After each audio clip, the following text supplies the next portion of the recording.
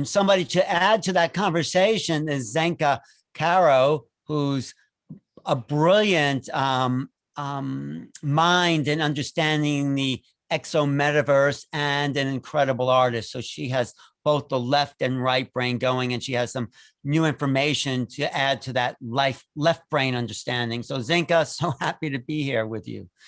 So yeah, thanks for having me. And thank you, Ray and Rudolph, because your work has been so influential to me and so many others. You know, we are really entering, as you guys said, this like astrotheology, right? It is a true mixture now between science and religion, right? And that's what the world is wanting, and that's what we're doing. And your work, Ray, in asking those questions and documenting the responses and providing that real data is so important. And that's also my legacy that I leave in this world, is to leave behind a legacy of data, of real-time data. Because all of you on this call today, thanks for being here, and thanks for being in the vanguard, thanks for being a pioneer, because you are a census scientist, right? Our bodies are the laboratory, right? And if this is consciousness-based, then all we need is our body, or to leave our body, right? So this is really the exciting moment that we're in right now. There's, you know, all this fascinating research that you've been talking about, Ray and Rudolph and everybody today. It's like, it's like overflowing. You know, Neil has created this kind of real-time university, and you know, Alan is like on Clubhouse talking, you know, interviewing all the time. Well, this is where we're at right now. This stuff is overflowing. It doesn't fit in the universities anymore. It fits in our living room. And we're going to need tools that allow us to see our research, to compare notes, right? So this is what I'm here to do in this lifetime. That feels really strong to me, as my calling is to build a digital infrastructure that can support a citizen science revolution for consciousness. I'm going to share some slides today.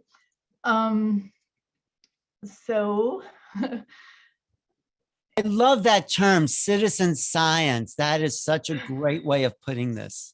Yeah, citizen-driven science, right? Because all this technology that used to be hundreds of thousands of dollars, you know, is now like $200, right? So we have some tools, and, you know, citizens aren't that great at the scientific method. They're not that great at not having bias and things like that, but we can provide a really good dragnet for, you know, more detailed studies. And we, as Ray has discovered, you know, it's like there's 4,000 people that gave their experience of what happened for them. So it becomes the open source version of this, of what the military may have some things on their end, right? But we have things as well.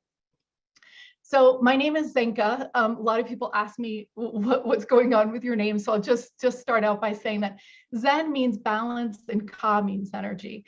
So I was a street artist, as Alan had mentioned, and then I became more of a data scientist and a futurist. So, but I kept that name because I felt that that's kind of where we're going right now. Like both as individuals, we're balancing the masculine and feminine, we're balancing, you know, our chakras, you know, the way that we see the world, we're coming into a maturity. And on the other side of that is the wisdom age, right? We're going to be able to do things we've never been able to do before. And I think that we are in some sort of a phase transition. I'm going to talk about some of the numbers in science and big picture data. So my superhero power, and we all have it, one is that I'm curious. I'm really curious about everything. You know, it's like I have a problem with all this ET stuff being like shoved under the rug, because to me it's the most basic question, like, are we alone? You know, it's like, wow, it's just, it should be in every school, in every country. This should be a basic question that we get to keep asking ourselves year after year. You know, do we live in a frequency gated, right, dimensional reality? Like when we raise into different frequencies, can we see different things? You know, how does it work, right? Are we all ETs having a human experience, right? Are we living in some sort of holographic thing where our higher selves are in fact from other lands? how do we advance science using collective wisdom? So I'm going to talk a little bit about who I am, and we'll go into the big trends research that I've been doing on disclosure. And we'll also talk about a strategy that we can have together for a coordinated disclosure about all of these topics. And also going to talk about on the 30th, Mark Sims is going to be launching a big event, and we're going to be launching at the same time. And it's going to be this citizen science platform that will help us see each other as the years go by. So as I've spent my whole life in technology, I didn't know what a chakra was. I didn't know about any of this stuff at all. You know, I was in augmented reality doing tech work my whole life. And then someone did Reiki on me, and I had this out-of-body experience and saw my life pass before me. And then I thought, wow, where am I? Like, synchronicity was everywhere. So I had this sort of wow experience. And like I said, I decided that it was time to build some plumbing for this renaissance that we're facing. And we're so close to it. We've already won, it's already happening. But what are the things, what are the puzzle pieces left that need to be done, that we need to band together to create, that will make this really take off? So I did a big brain dump over several months of like, so what are we missing? What are we doing?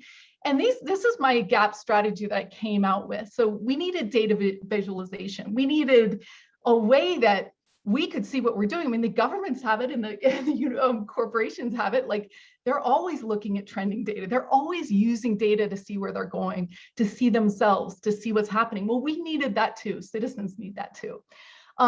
Citizen science, I've already put the plug in for how amazing of a time it is right now, how we can do our own research on out-of-body experiences or meditation or healing, etc. And then we were going to need a way to fund it. And I'm not going to talk about that today, but that's part of the strategy there is. So when you're a strategist, or when you're thinking about solving problems, you have to take all the data of where you are into account. Like, what are the variables, right? So we know kind of where we are, but when are we is really important. And this chart, like, literally changed my life. Like, I started to look at exponential change. I was like, oh my gosh, like, this line over here on the left has nothing to do with the dynamics of what's going on as it curves up. Like, what are we going to do? Like, we are not ready for this. Like, are we even prepared? So we're going to experience a massive amount of change and growth. And I felt like we were just sort of business as usual, right? So history's been repeating for a long time, and now we're in something quite different. So they say that, like, even the singularity could happen. It's so funny. This is the definition of singularity: unfathomable changes to human civilization.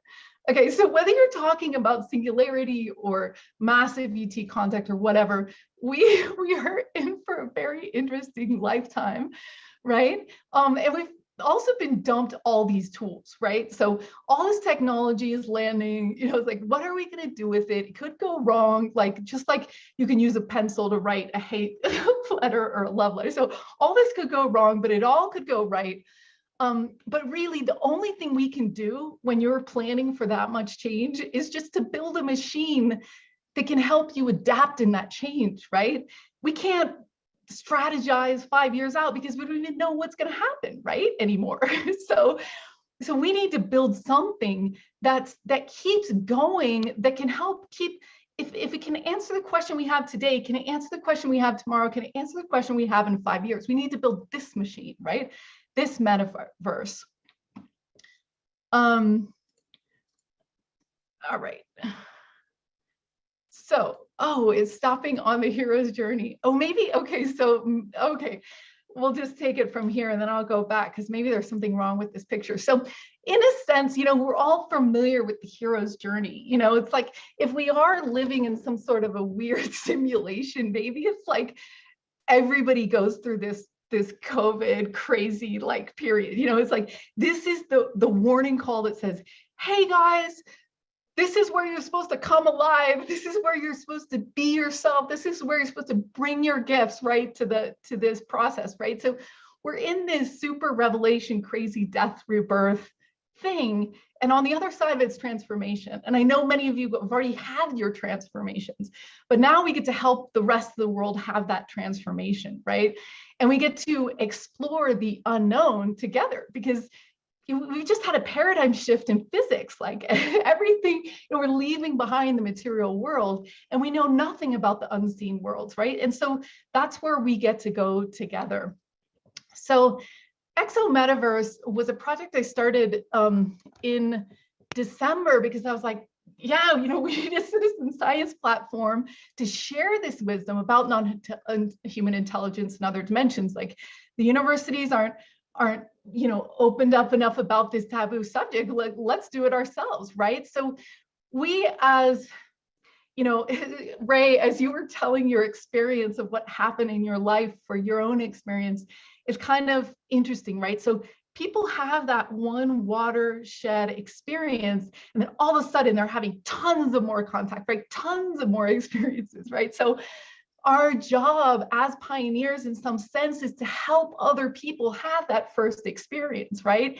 And we're going to measure how those first experiences happen, and then get people to the least path of resistance, right? And we also need to share our voices, and we need to share what's going on in the community and our best resources. So we do surveys every other week, collecting all this data. We'd love to do a collaboration with Ray in the future to continue his amazing work.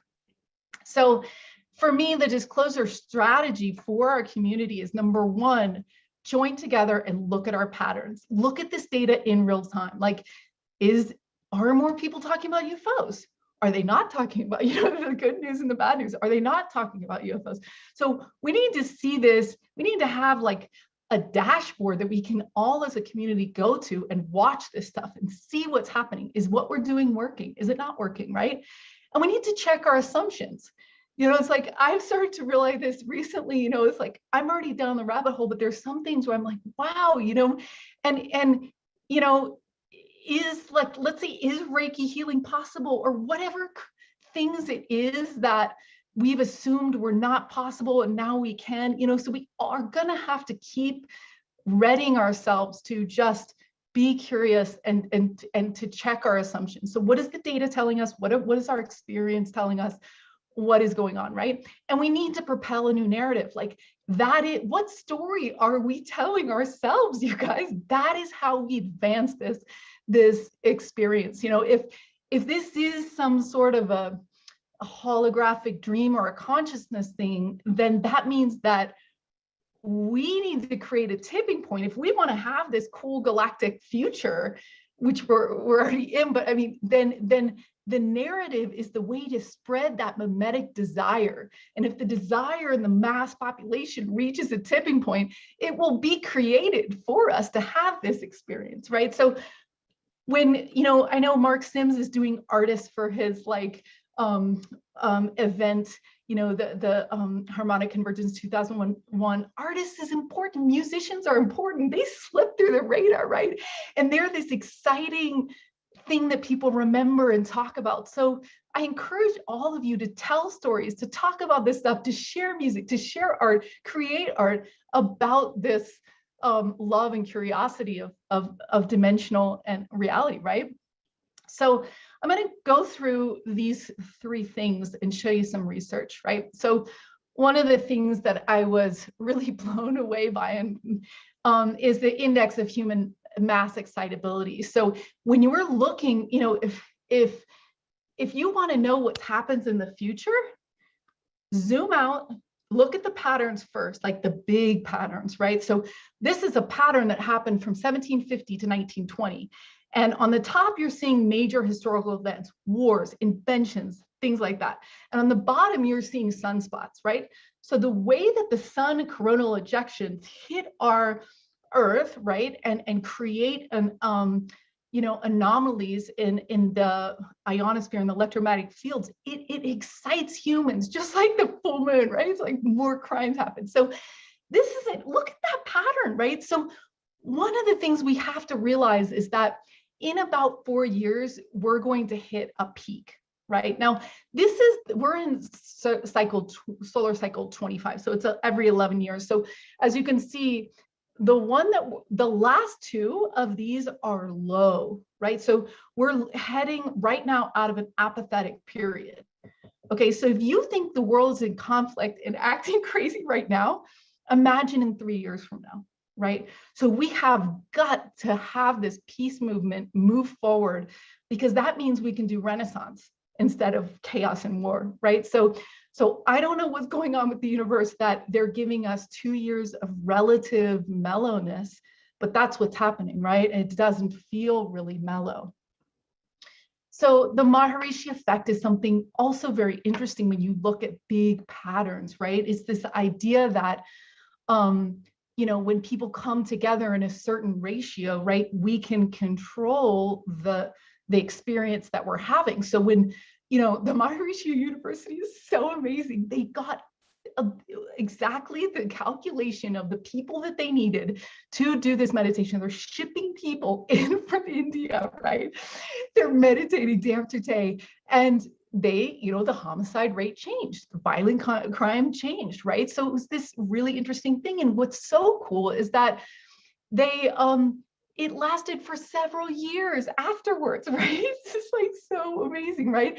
And they've gotten all these things, you know, of like, you know, being able to reduce wars and things like that. So as Heart Math would say, like, be conscious of how you feel, feed the field, right? So the way that you're in, you know, in harmony or not harmony is kind of affecting everything, because we're adding up, right? You know, my friend was talking last night about using the golden mean to predict the stock market, and they've used the excitability index to do that as well. So there's patterns all around, and we need to look at them, right? Where are they? You know, this is another really interesting thing. You know, we've got a lot of shame in our society, and you know, Brene Brown has been like super popular because she started talking about shame and nobody else was talking. It was like, wow, you know, it's like, so we've got a lot of people in the world checked out and kind of sleepwalking, and you know, it's time to bring people back into the connection with themselves. So if we're noticing a thing that everyone's checking out, whether it's like with TV or drugs or computers or games or whatever, that's also a trend that we can watch. And that's also something that we can pull to correct. So let's talk about assumptions. You know, Ray was so brilliant with his book because they started to take these taboos and like, oh, everybody, you know, everybody's crazy that sees you up, or you know what I mean? And they started saying, no, no, no. And here's the data, right? This, you know, we're working on a map with Greg Heller and Kenny and Daniel Rashkin and a bunch of people, and Costa of ET Let's Talk and Mark and a bunch of networks. And eventually we want to take some of the data like Ray has been doing and like we have been doing and actually put it on a map. Like, wouldn't it be amazing to be able to go to Arcturus or Syria and then see the people's experiences that they've cataloged, that they've told, that they've written, right? So this is, you know, this is a map of ET contact, you know, and our assumption might be that, wow, nobody's having contact, you know, the government needs to disclose something. But actually, when you look at data, your assumptions change. Like, I've had people look at this map and they go, wow, that's really cool. It's happening, right? So this data and this data visualization can really help us. On the harmonic convergence last year, I did a huge study of just how do we make contact? What are the modalities? And I know Grant Cameron's also studied this, Ray's studied this. You know, this is important, right? If we're going to help people have contact in their dreams or meditation, we need to know what is the best likelihood. And we need to, below this, we need to show what are the books, what are the classes, you know, like which seminars that Neil has, you know, allow us to do this more quickly, right? What are the protocols? So that's the idea behind the ExoMetaverse and the network metaverse, is to kind of make these living and also give us real data. Now, I did a talk at IONS and I interviewed and documented a bunch of people about how they were awoken, right? What was their awakening? And if you can see, there's this huge block right here of a traumatic event, right? So if you were to add the illness and the traumatic event all together into one bar, because they're kind of both illness or injury is traumatic, right? You're going to go all the way across the board, right? So again, like that may be why all this COVID stuff is happening, right? It's a way to help people wake up. And we want to guide people, you know, in other things, books or films or aha moments, you know, as Ray realized, is that when people have their first contact experience, boom, they're all of a sudden transformed from A to B, totally, you know, altruistic, you know, loving, empathetic, right? Obstacles and blocks, the research that I did was that people felt isolated and they didn't feel like they could talk to other people. So that's another thing that we're going to solve in this network of networks of consciousness people looking into these phenomenons, right? So it's okay, obviously, to talk about it, right? And we want people to know that when they have that experience, they can come to this huge network, find whatever organizations they feel akin to. So this is totally outdated, right? The you know, Google outdated. We need to find these you know, leap maps, these ways to help each other get out of trauma. You know, is biofeedback more expensive than transcendental meditation? Yes, good, boom, that helps you, you know, so let's get our wisdom together. And, you know, our assumption may be that, wow, you know, the world is going crazy, this isn't going our way, like what, you know, people are totally unconscious all the time. No, we are growing in our numbers. And if we look at that, we can see, so I've been tracking everything since March 6th across over 400 to 600 different consciousness people to show, you know, what was happening. Because the download I got is that if, you know, if we can show a chart that's going to, you know, do that exponential kind of curve, then we're going to get people to buy into this. Oh, look, the radio said yes. We will talk about that a little bit, but then you can get a lot of penguins jumping off that cliff because they're saying, I can see where this is going. I want to be a part of this. So it goes, you know, you really get, if we can show people where this is all going, people are going to be less scared about readjusting their worldview, right? So this is Google Trends, and we can see that spiritual awakening is growing from 2004 to today. And this is people searching for this, this term. Starseed again, you know, that's also increasing, right? Palladians, right? So it's like so spiking, it's like not even in the chart. This is fascinating. Let's get all the Palladian experts together and pool their knowledge and visualize it, right? Octurians, elder races. Nobody was searching for that in 2009.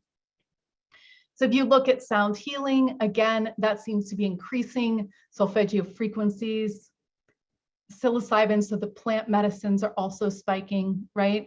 Breath work. So this is all really great news. So what is an spiritual awakening? Look at that, man. So that's, you know, that's spiking right around this last year. People are having a way, as tough as this last year has been, it's been supportive, right? Twin flame, cathartic release, ego death, veganism, solar flash. And again, you know, it's like with the UFO things, you get these kind of peaks and spikes. And I don't know if that's because a movie came out or a song came out or people are particularly searching on this, but it is kind of interesting that it does that, right? And of course, UAP, they invented, you know, there was like the UFO rebranding campaign to the government, right? So it's completely gone off the charts, right? And here's virus too. So it's kind of cool that the virus and the UAP has both gone off the charts, right? So again, we're tracking different networks and their growth, and we're going to have it so that if you're part of the global coherence pulse, for example, you can see your entire network of all the sites and how things are growing, right? You can see. Wait, Zenka, I just want to ask you, those charts map how many searches there are for particular items. That's what they're mapping, Well, right? yeah. So we're also tracking the follower count in Facebook, YouTube, Twitter, and Instagram, right? So these maps, which I showed a little bit for the last two. So a lot of that was Google Trends. Then we also did a reverse search where we're searching for the result number. So how many results of UAP are there? So what I was showing you was how many searches were, but we also have that data on the other side, right? That we custom programmed and everything. And this right here is tracking the follower count. So that's an indication of are our heroes in the consciousness world, are their followers growing? You know, it's been going up and down for some of these because, you know, they say something controversial and then all of a sudden they lose whatever, 10,000 followers or something like that. So it does go up and down. But yeah, so we've been doing all these interesting surveys, you know, about the Nelson Mandela effect, you know, mass meditation and reality, right? So all of these are archived, and it'll be interesting to see as our numbers increase in the network, you know, how you know, how we feel about all this stuff, right? We also, a lot of times we take the write-in values and we create a tag cloud. So it's like one of the questions we asked was, you know, why do you think ETs are here? And it's kind of interesting, right? Evolution to help humanity, you know? So let's talk about narratives. You know, we talked about people waking up through tragedy, but the third thing down there that the result we got was movies, right? So we've created a kind of a collection of all these films that have been seminal for people for consciousness. And we've done another one with ExoMetaverse of the different films, which you can find on the site, the negative films, right? And the positive films, because a negative film can really tank, you know, our dream life, our subconscious and everything like that. So we have to be careful, especially with mass media, you know, and that's why the disclosure in the people's thing is so important, because we need to counter what we're hearing or not hearing on the news. One of the things we realized was that you can't show a bunch of statistics to someone and have them want to make contact. You know, it's like really dry and cold, right? But if you listen to someone telling about their first contact experience, then you're like, wow, well, maybe I could have a contact experience, you know, wow, what would that be like, you know? So we think that we encourage this entire network and community of people to join in this community hashtag. We're going to be setting up a whole board right now. We're just doing it locally with our work, but we want, you know, we've talked, you know, we've put some feelers out. I won't mention names, but this is something we really want to emphasize in the next couple of years as this mimetic like invitation to have these experiences. And so we use these hashtags, my first contact and my best contact.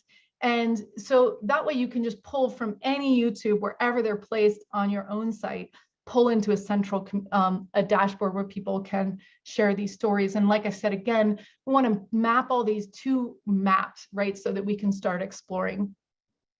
So the PostTaboo Research Buffet is getting super exciting. I feel like this is part of the narrative that's so fun to tell, is this like, you know, spoon bending, you know, it's like all of these things, these citizen science things and things that, you know, were too taboo to research for tenured professors are now in our lap. You know, we have instructions on how to do spoon bending parties, Oda's rice experiment. These are consciousness experiments. And even, you know, I took it to my kids' preschool and their minds were blown. I mean, it's like you know, you tell the rice you hate it and you tell the other rice you love it. And then in 3 weeks, like one is rotting and one is not. You know, it's just like, this is the kind of things you have, just like the spoon bending, you walk out of the spoon bending and you have to question how you've organized reality in your mind, right? So Mark Sims and Jimmy Blanchett has been doing this radio research, which I've also been so excited to do, right?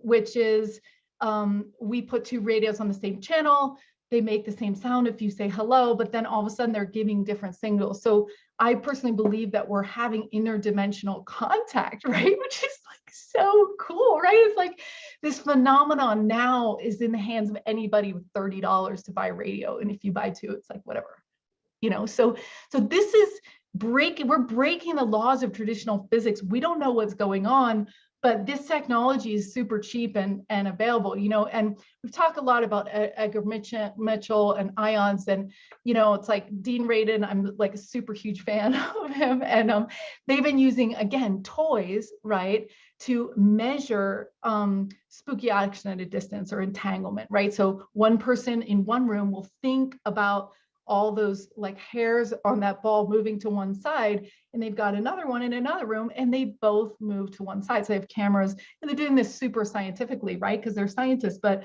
it's just really fun. We've been mapping brain waves of channelers, you know, looking at different energy medicine, you know, using your voice, you can almost tell what's wrong with you and stuff. So there's all these cool things, and like we really need a platform. You know, that's why I started this nonprofit, is we need an open source platform where we can come together and say, you want to learn clairaudience? Cool.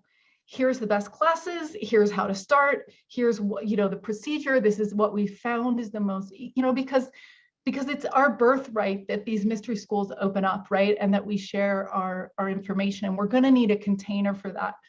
And that's what we're building. So in the closing, I just want to say, you know, things are getting, I mean, last year was kind of crazy, but this year could it get crazier? I think it might get crazier, in which case there's a lot of emotions and a lot of polarization, a lot of people feeling one way or another about something.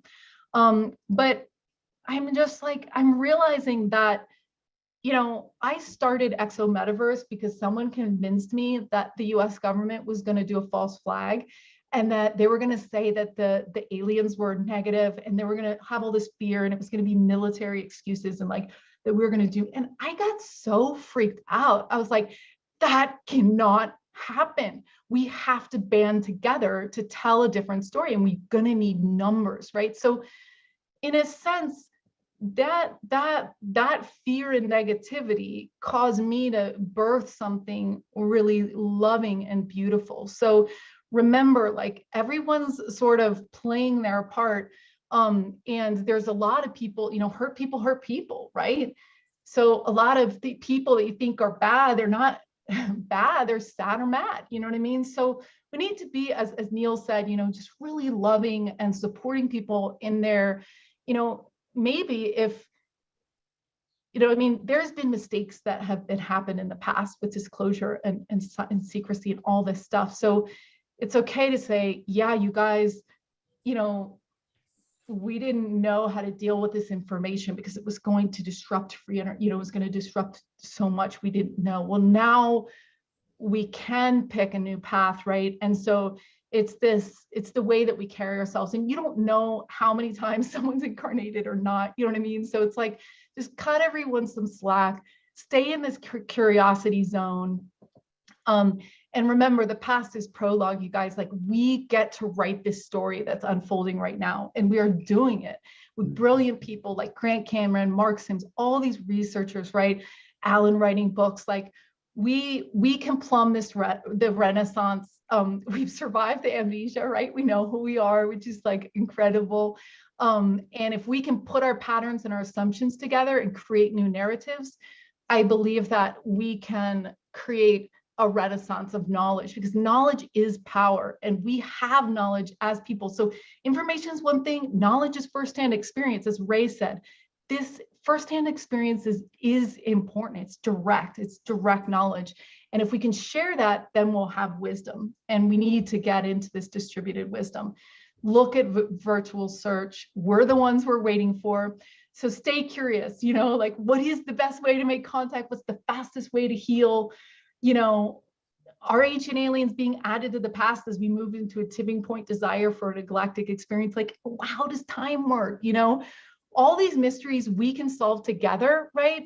I want to share a couple links. Mark's coming on after me, so if you go to actually, Grant is coming on after you.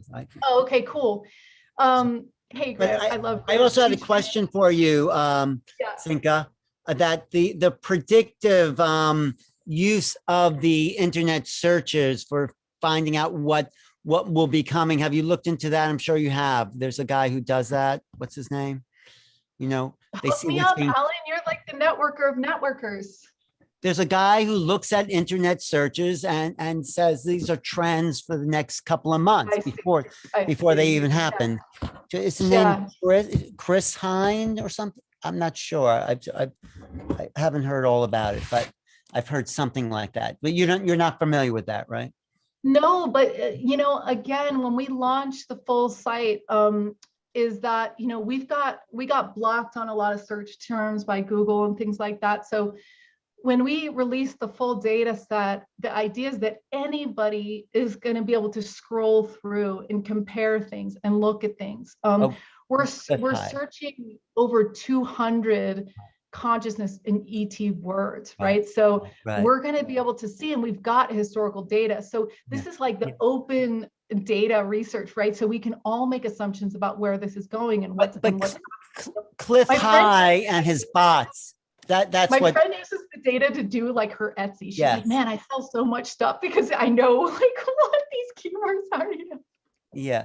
No, look at no. The guy's name was Cliff High, and he sends out these bots to see what trends will be coming up in the future. So, like, what are people looking for that will reflect some future event or possibility? Is what it's using what you're doing, and then also using it as a predictive, almost oracle type of understanding the internet searches.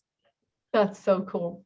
Well, I'm going to stop screen sharing so we can take a few questions if there is any, but I just want everyone to grab these URLs. So again, the first URL is going to be Mark Sims doing his citizens disclosure initiative, right? So we're going to host some of the contact reporting and also some of the network intelligence for his new project, which is going to launch at the Harmonic Convergence on July 30th. So he's going to be a node in the network, just like ET Let's Talk and other communities, right? That are going to be using the resources that we're creating as an underlying infrastructure for them. So I encourage you to get on that to get notified when the tickets come on sale. And then if you want to keep up with our work, go to exometaverse.org and click Get on the List. We have a membership of $4.44 if you want to support the nonprofit and the programmers and Daniel's salary and things like that. We have events bi-weekly, but that's a chance for you guys to look at some of the things. So yeah. Great. Zenka, the best thing about that whole presentation is you. And your excitement and your joy and your, reaching into this amazing future that is coming to all of us right now. And you're at the edge of it too. You're pulling in the information as it comes in, and it's fascinating and wondrous and magical and the real transformation that we're looking for. You embody it. So Zenka radiates light, someone says. I agree 100%. You truly embody the excitement of the moment of what we are actually here for, right? Take away all the drama, the agendas, the purity of what this actually means, right? And the bigger questions, universal questions of what this means for humanity. That's really what you seem to be focusing on. Yeah. So yeah, well, I'm super excited to be in this next year with you guys as we watch all of our wisdom come together and we've watched this this amazing transformation that we're in. So thanks again for having me. Love to you, Grant, and thanks, Neil, for all the incredible work that you're doing with Portals to Ascension. It's becoming this massive trove of wisdom, and we're so grateful. And Alan, for your tireless Alan's up in all hours of every time. So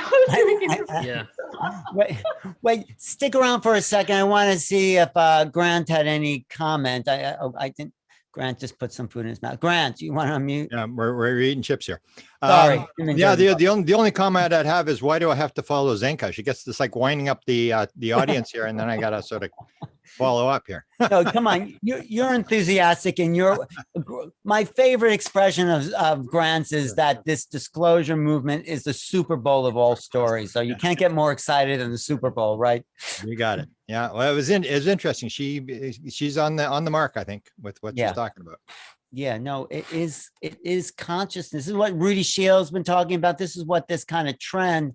I mean, even Richard Doty in his own way. Did you see the Doty piece, Grant? No, I didn't. No, that was early this morning, right? Yeah, well, earlier. Yeah, he had Yeah. some very interesting things that some people may or may not believe, but I tend to think, he's coming clean with what he knows. So anyway, you're going to take it to another level here, right, Grant? Because, Grant's story, right, Zenka, where he had. Yeah, I mean, the amount of books he's published, speaking of researching how to make contact, his books list contact after contact after, modality after modality, and he also talks about the importance of being in flow with your higher self. And that's how all the music has been written, right? So, and that's all within reach for everyone on the call, is that that magical state of being. And talk about energy and excitement. Grant, you get me super excited. You have tons of excitement about this topic. And, it's like, how many more books are you going to publish? It's like, your career is incredible. Your curiosity is like colossal. So thank you for all that you do. Yeah. Well, what makes Grant so remarkable is that he's been through the whole thing. He was a hardware guy. And then, he had the sighting in 75, and it's like, oh yeah. And then he classified all the US presidents, I think from Roosevelt onward, their relationship to the UFO field. And then he had this revelation listening to Colin Andrews, I think was. Yep. And it's like, boom, oh no, it's not about hardware or presence, it's about the contactee, it's about consciousness, it's about the software. And so you've kind of bridged what the world itself is sort of going through now. Oh yeah, there's hardware, there's UAPs, there's something. And then I think it might be predictive of where the planet is going as we wake up to this idea of consciousness, what Zenka just laid out. So there's parallel movements within this kind of disclosure momentum that we're seeing in individuals. I think there's a term in biology for that, where the species, the individual recapitulates the evolution of the species. I think it's philology, imitates phenomena, something. There's this Biomimicry? something like that.